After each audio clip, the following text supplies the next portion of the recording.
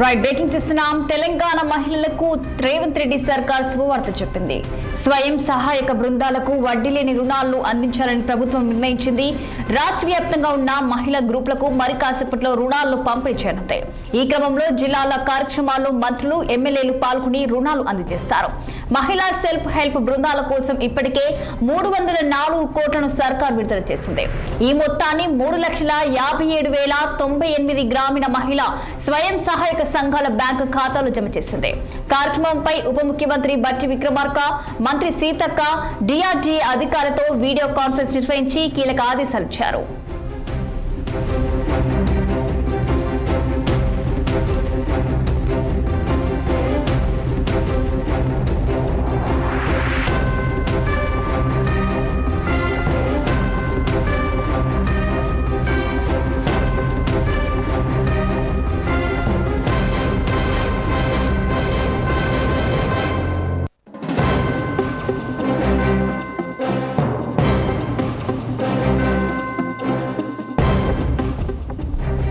తెలంగాణ మహిళలకు రేవంత్ రెడ్డి సర్కార్ శుభవార్త చెప్పింది. స్వయం సహాయక బృందాలకు వడ్డీ లేని రుణాలను అందించాలని ప్రభుత్వం నిర్ణయించింది. ఇక రాష్ట్ర వ్యాప్తంగా ఉన్న మహిళా గ్రూపులకు మరి కాసేపట్లో రుణాలను పంపిణీ చేయనుంది. ఇక దీనిపై మరింత సమాచారం మా senior correspondent Mahender Reddy phone line లో అందించేందుకు సిద్ధంగా ఉన్నారు. చెప్పండి మహేందర్, మరి దీనికి సంబంధించిన పూర్తి డీటెయిల్స్ ఏంటి? తెలంగాణలో 3.50 లక్షల మంది మహిళలకు వడ్డీ లేని రుణాలు రాష్ట్ర ప్రభుత్వం నేడు పంపిణీ చేయనుంది. ఇలాంటి వారికి ఒక శుభవార్తనే చెప్పింది అనుకోవచ్చు. మరి దీనికోసం నిన్న మహిళా సంఘాల అకౌంట్లో 304 కోట్లు జమ చేసింది ప్రభుత్వం. నేడు అన్ని నియోజకవర్గాల్లో ఒకేసారి ఈ కార్యక్రమాన్ని నిర్వహించాలని జిల్లా కలెక్టర్తో జరిగిన సమావేశంలో నిన్న డిప్యూటీ సీఎం బట్టి విక్రమార్క అందిస్తున్న సూచనలు కూడా అన్ని వర్క్ చేయడం జరిగింది.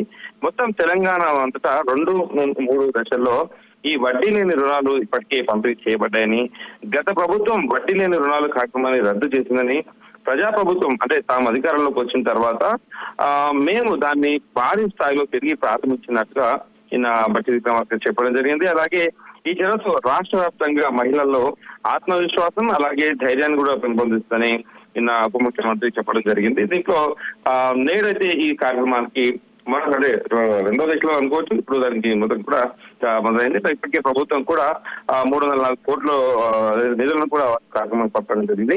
మొత్తం 3.50 లక్షల మంది ఈ స్వయం సహాయక సంఘాలు ఈ వడ్డీ లేని రుణాలు పొందుతున్నారు. అలాగే దీంతో సబ్సిడీలు మొత్తం కూడా ప్రతి మండల గ్రామ సమాఖ్యలో ప్రతినిధులు పదవుల్లో కూడా చర్యలు తీసుకోవాలని చెప్పడం జరిగింది. ఆ గత ప్రభుత్వం ఇవ్వలేని కూడా మేము ఇస్తామని వారు చెప్పడం జరిగింది. మొత్తం ఈ చీరల పంపిణీ కార్యక్రమాన్ని ఒకవైపు చేస్తూనే మరోవైపు ఇలా వడ్డీ లేని రుణాలు ఇవ్వడంతో అంటే మొత్తం కూడా వచ్చినటువంటి 6 గ్యారంటీలో ఒక్కటి మేము పూర్తి చేస్తున్నామని మెసేజ్ ఇవ్వడం జరుగుతుంది. అలాగే స్థానిక ఎన్నికలు సమీపిస్తున్న వేళ ప్రభుత్వం పోర్టల్ అందరిలో ప్రజలను కూడా ఆకర్షించే ప్రయత్నం చేస్తున్నట్టు కూడా అనుకోవచ్చు. Right Mahender, thank you.